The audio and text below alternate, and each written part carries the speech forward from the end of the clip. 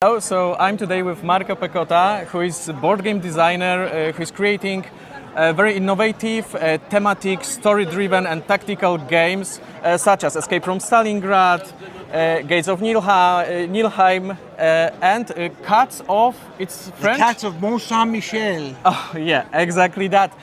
So we've got French Revolution, Second World War, with zombies, of course, sci-fi, mythological. So from where you are finding your inspirations for creating board games? Well, okay.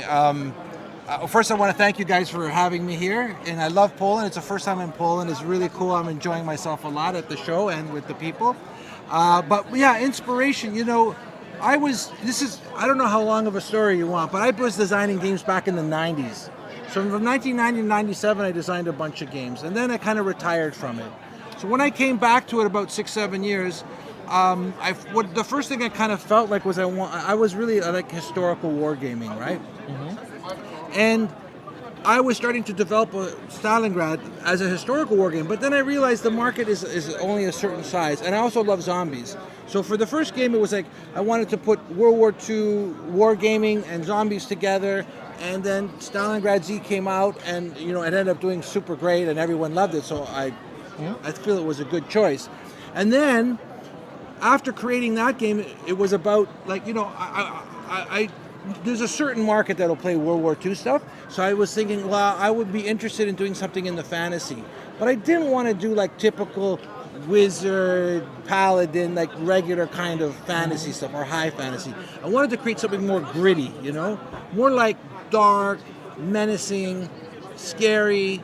And so when I was kind of looking over the different thematics in fantasy, I chose the Viking one because they have such a very strong mythology, and they have a lot, they invented the word hell. It's from the Vikings. So I was like, let's do something that's really gritty and has like a lot of that kind of that feel to it. So you first could you put your microphone a little bit higher? Is this good here?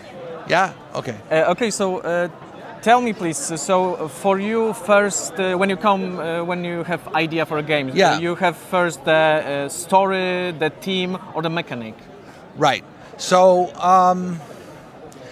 I work with the theme more.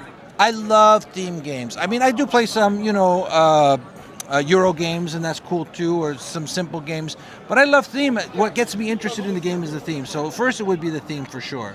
And then after that, I think about a story within that theme. And then after that, about kind of like a system that will work, that will tell the story the best way. Mm-hmm. Okay. And so we've got a team here. And when it comes to mechanics, do you have like some kind of guilty pleasure mechanic that you always want to sneak into your games? Well, I can tell you my guilty pleasure mechanic right now is that you play right on the book. So all 4 of my games, they use the Paths Unknown system, and they're all games that you play right on the book. You open the book and you play right on it. And something I'm always striving to do is to have a small play area, because so many people complain about the play area is too big. So I'm always working. So the mechanic I like is what I can create that will be in a small player area, but still have a lot of information, a lot of cool stuff, and that is quick to play, and that is easy to set up. So those are the type of things, kind of like the overarching things that I really like. And other than that, I like dice. So, yeah.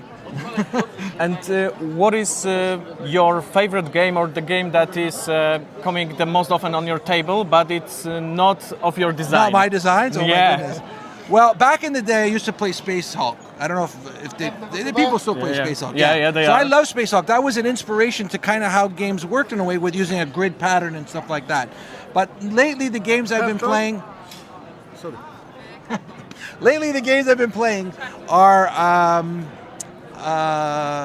what's the one? Wormspan. I can play that with my daughter. She's 12 and she loves it. And then Wingspan after that, because my wife would play that. And then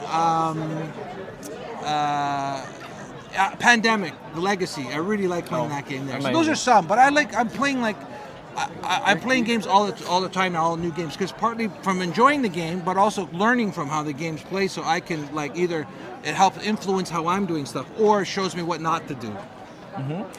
Thank you. So here we've got Escape from Stalingrad. It's Z, of course. Yeah. It's World War II. And if you were about to design game that's happening in Poland, what the theme would you select?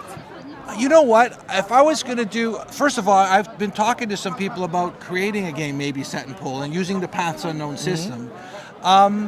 I think I would want to do something in the age, in the medieval age, something like that, but that was using the historical aspects of Poland, like some of the big battles that occurred. So I wouldn't necessarily go World War II. I think going more like during the period of the Dark Ages or the Renaissance, something in there that's got some really cool trappings, and I would be looking for something that had some mystery to it.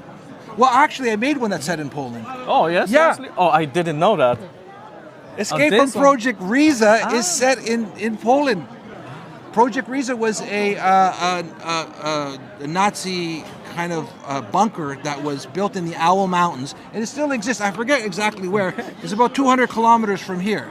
So this is set in Poland, and it even has characters from Poland in it. Oh, nice. I need to check it. Yeah, you got to check it out. And but I think if I was doing a new one, that I would pick something that was kind of like I think so. Yeah, I'd have to do more research.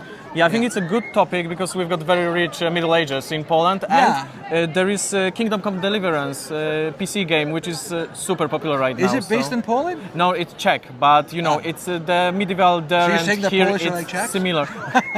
You're going to get in trouble. I think. No, I get it. Yeah, so totally. So like, I appreciate that. Yeah, it's good, and I think that I think that's where I would go with it. Yeah.